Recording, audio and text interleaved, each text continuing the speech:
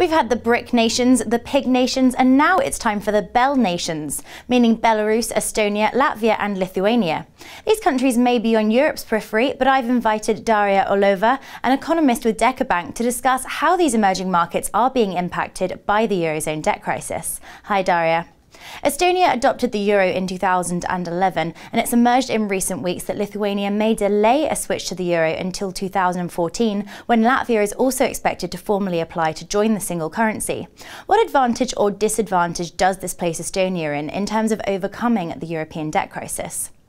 On its own, Estonia is very good positioned for the hard times of the European debt crisis because Estonia has a very good, solid position. We have a public debt at the level of below 10% of GDP, which is the lowest in the Eurozone. The budget deficit meets the Maastricht criteria, and the country has shown strong will to austerity in the aftermath of the Lehman crisis.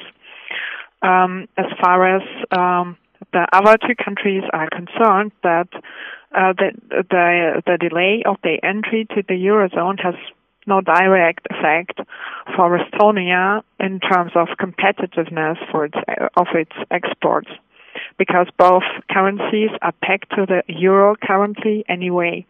So all the currencies move simultaneously now already. So if now the euro doesn't cease to exist, Estonia is just in a good position, and it doesn't have a lot of effect. Is Lithuania's anticipated delay the correct move monetarily, or simply election fodder? Likewise, with elections looming in 2013, are Latvia likely to use a similar tactic? To begin with, it was an overly ambitious target to enter the Eurozone before 2014 for Lithuania and Latvia as well. Because to be included in the Euro Club, a country has to meet the convergence criteria with regard to budget deficit, public debt, inflation, exchange rates, and interest rates.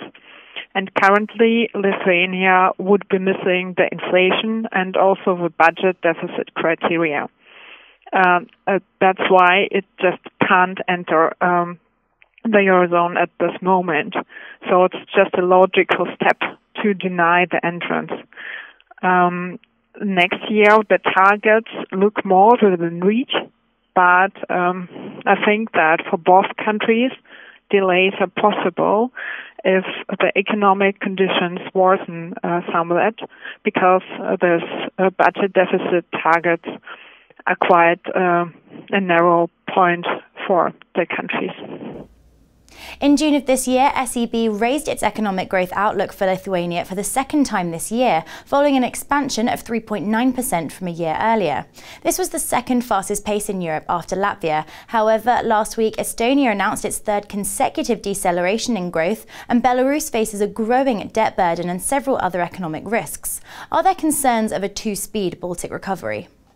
Indeed, Estonia is growing more slowly than Latvia and Lithuania in 2012. But if we consider 2011, the previous year, Estonia was growing much faster than its neighbors. So on average, we have the same pace of recovery in all the three countries. So they are all doing quite well in the crisis currently.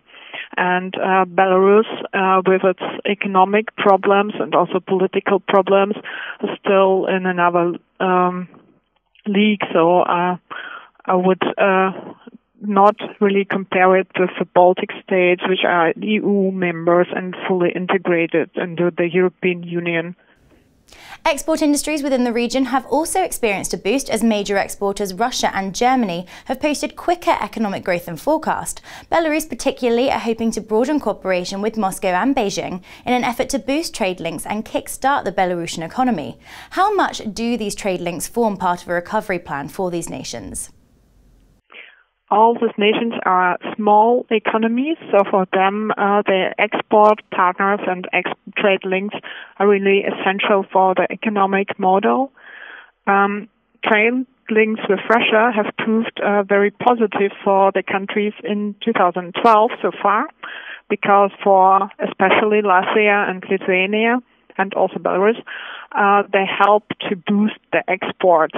While the Eurozone demand was weak, Russia was doing quite good, and that's why the exports there could perform quite good. How long can these countries remain emerging markets for, or are we already seeing heightened interest from global investors looking to nations on the periphery of the debt crisis as alternative investment options? We are currently seeing a lot of inflows into emerging markets as a whole asset class, and also to the Baltic states, and I think even to Belarus, because the investors are looking for alternative opportunities. Belarus, due to its high risk and really weak economic situation, I would still put it to the frontier markets, because the financial markets are not that developed there.